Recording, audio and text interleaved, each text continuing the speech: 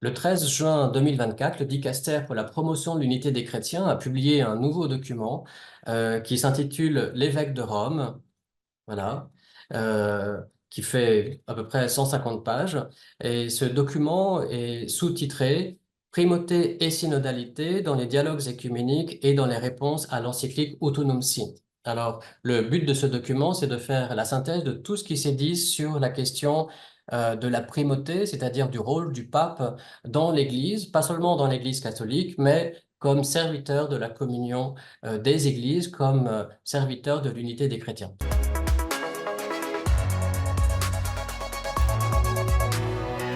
C'est un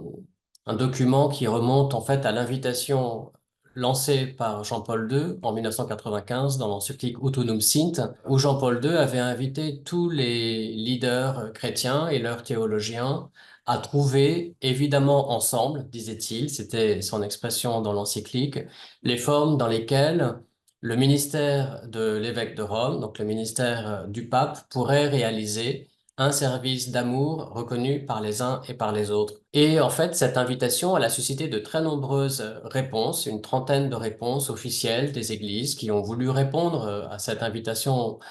historique. Et aussi, de nombreuses réflexions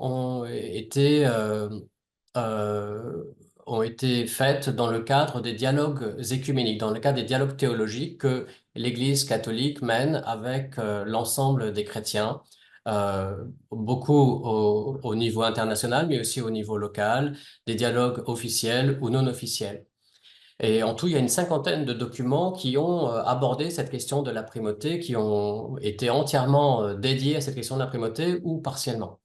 Et donc, le dicaster pour la promotion de l'unité des chrétiens, qui est l'auteur de ce document,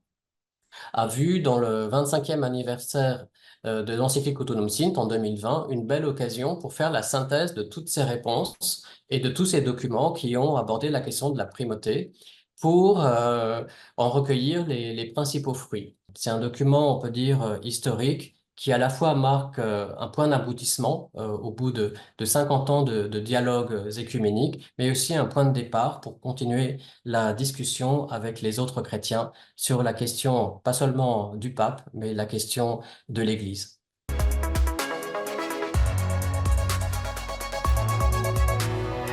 Donc, les principales conclusions du document L'évêque de Rome, c'est d'abord d'un point de vue méthodologique que c'est le dialogue écuménique qui est le lieu approprié pour réfléchir à cette question. Après, sur le fond, eh bien, la conclusion la plus importante de cette synthèse qui est proposée par le dicaster pour l'unité des chrétiens, c'est que tous les documents, que ce soit les réponses à Autunum Sint, que ce soit les documents de dialogue, concordent sur la nécessité d'un service d'unité au niveau universel. Même si les fondements de ce service et les modalités de son exercice font l'objet d'interprétations différentes, mais il y a quand même une sorte de consensus, de convergence, d'unanimité même sur le fait que on a besoin d'un service d'unité au niveau universel. C'est la principale conclusion, disons, de ce document qui n'est peut-être pas nouvelle, mais qui est quand même, et il était bon de pouvoir en faire le constat. Et à la différence des polémiques du passé, donc la question de la primauté n'est plus considérée seulement comme un obstacle, comme un problème, mais aussi comme une opportunité pour une réflexion commune sur la nature de l'Église et sur sa mission dans le monde. La troisième idée peut-être importante de ce document, c'est que le ministère pétrinien de l'évêque de Rome, il est intrinsèque à la dynamique synodale. Et le document, l'évêque de Rome, donc suggère que on étudie toujours conjointement la primauté et la synodalité, qui ne sont pas deux dimensions ecclésiales concurrentes, opposées, mais qui sont deux réalités mutuellement constitutives, qui sont interdépendantes, qui sont ordonnées l'une à l'autre.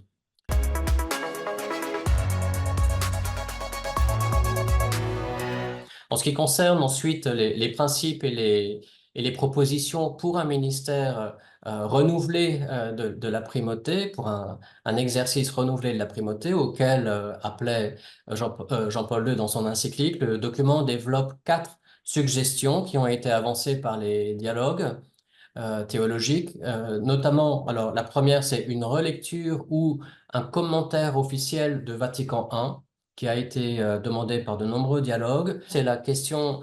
du dogme de la primauté universelle de juridiction qui a été définie par le Concile Vatican I en 1870 et celle de l'infaillibilité pontificale qui a aussi été définie par le même concile. La deuxième proposition qui est faite, c'est une distinction plus claire entre les différentes responsabilités du Saint-Père, qui est à la fois chef de l'Église catholique et au service de l'unité des chrétiens. La troisième proposition qui est faite, c'est un renforcement de la synodalité de l'Église catholique ad intra, c'est-à-dire au sein même de l'Église catholique, puisque c'est en grande partie la synodalité interne à l'Église catholique qui est considérée par les autres chrétiens comme un critère de sa crédibilité écuménique. Et enfin, la quatrième proposition, c'est un renforcement de la synodalité externe ou d'extra, c'est-à-dire d'une synodalité avec les autres chrétiens, avec les autres églises et communion ecclésiale, même si on n'est pas encore en pleine communion, on peut cependant, au nom du Christ, se rassembler. C'est d'une certaine façon ce que nous faisons déjà lorsque le pape François a invité à Bari en 2018 les chefs d'église pour prier ensemble et réfléchir à la question des chrétiens du Moyen-Orient. Ou c'est ce que nous faisons aussi dans le processus synodal actuel, puisqu'il y a des délégués fraternels dans le synode des évêques. Il y a 16 délégués fraternels à cette deuxième session qui sont aussi invités à réfléchir avec nous à la façon dont l'Église peut mieux assurer sa mission.